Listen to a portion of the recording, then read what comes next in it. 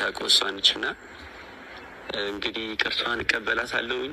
በቻልኩት አቅም ነገሮችን ለማረጋጋት ወደዚህ እንድትመለስ ሀሳቧ እንድተው የምችለውን የአቅሜን እሞክራለሁ። ከተሳካልኝ ይሆናል፣ ከተሳካልኝ ደግሞ እያዘንኩ ቢሆን እንግዲህ እሸኛታለሁ ማለት ነው። አይ ቲንክ ደርሳለች።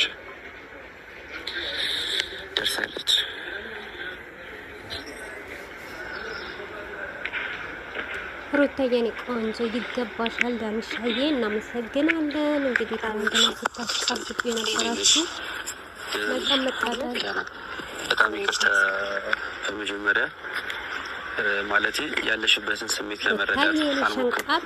ያው ከነበረን ነገር አንጻር ከዛ ከነበረው ነገር አንጻር ያለሽበትን ሁኔታ እንኳን ከምንም ግምት አልከተትኩትም እና ነገሮችን በቃ በጭፍም በቃ ነገሮችን እንድታወሪኝ እንድታናገሪ የአንቺን ስሜት ለመረዳት በዛ ሰዓት ላይ አልሞከርኩም። ያ ነገር ልክ አይደለም ያደረኩት ብዬ አሰብኩኝ።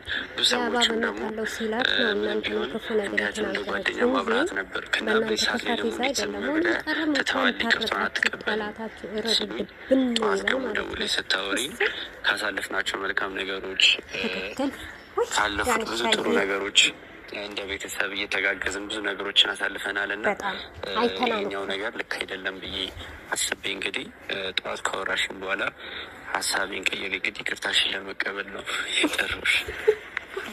ደስ ይላል። ማለት በጣም አመሰግናለሁ። አሁን በድጋሚ ከልቤ ይቅርታ። እግዚአብሔር አመሰግናለሁ በጣም ምን ቶሎ ዛሬ ደግሞ ማለት ነው። ትናንትና እያንዳንዱ አሽቃባጭ ልኳን ለምደርኳት እነሱ እኮ አንድ ናቸው። ቅድም ተናግሬ ያለው ማለት ነው። ያንን ነገር አስበክ በእርግጥ ስለተቀበልከኝ እውነት ከልብ አመሰግናለሁ። እኛ እናመሰግናለን ዳንሻዬ።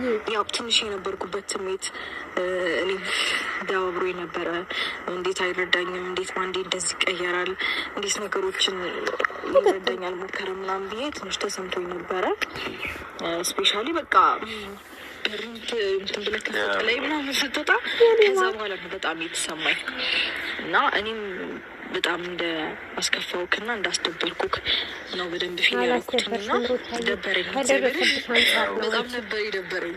ሜሪ ባትኖር እግዚአብሔርን በቃ እሷም ጥላኝ ብትወጣ አብቅቶልኝ ሲጀመር እና እኔም ቪዲዮን ሳየው ነው ማለት ምን ያህል በጣም ፊል እንዳደረግሽ ያየሁት ከወጣሁ በኋላ ያለው ሞመንት አይቼው ነበር እና ቪዲዮ ላይ ሳየው እውነት ለመናገር ልብ ተነክቷል። በጣም ለትንሽ ሰከንድ ረጋ ብዬ ምን አለ ነገሮችን አዳምጫት ወጣ ብዬ የሚለው ሀሳቤ ነበርና ሰደቡኝ ደግሞ እንኳንም እሷ ደወለሽ ምናምን አልኩኝና ዋናው ነገር ደግሞ መሰለሽ ሩታ እኔ ያንቺን መሸሽ መራቅ አልፈልግም ማለት ነገሮችን እዚህ የምትጋፈጪ ያው እስከ ዛሬም ከጎንሽ አለን፣ ከዚህ በኋላም እኛ ከጎንሽ አለን እና ነገሮችን መጋፈጥ ከቻልሽ አላስገድድሽም። ያው ፍላጎቱ ያንቺ ነው፣ ግን ነገሮችን መጋፈጥ ከቻልሽ እና ተጋግዘን ይህን ቀን ማለፍ እንችላለን ብለሽ የምታምኚ ከሆነ ጉዞውን ብትሰርዡ ደስ ይለኛል።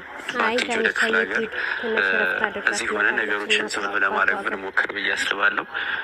ያው ፍላጎቱ ያንቺ ቢሆንም ውሳኔው ያንቺ ቢሆንም እኔ ግን እስከ ዛሬው እንደተጋገዝን ነው፣ እስከ ዛሬ ከጎንሽ እንዳለ ነው። እኔ ሜሪም ከጎንሽ ሆነን ጠንክረን ገባሽ ነገሮች ለማስተካከል ብንሞክር ብዬ አስባለሁ። ቢሆን አሪፍ ነበረ ዳንሻ። ግን ደግሞ ምን አለ መሰለክ ሁሌ እየታገልክና ሁሌ እንደምታሸንፍ እንኳን ብታውቀው ነገሮች እንደሚስተካከሉ እንኳን ብታውቀው ግን ያ ሂደት እያደከመ ነው ሄደው። እኔ ደግሞ ማረፍ ፈለኩኝ። እግዚአብሔርን በቃ ሰለቸኝ፣ ደከመኝ። ስማች በጣም ብዙ ነገሮችን ታገልኩኝ። ይህንን አለፍኩኝ ስለኛው ይመጣል ያኛውን ደግሞ ተሻገርኩት።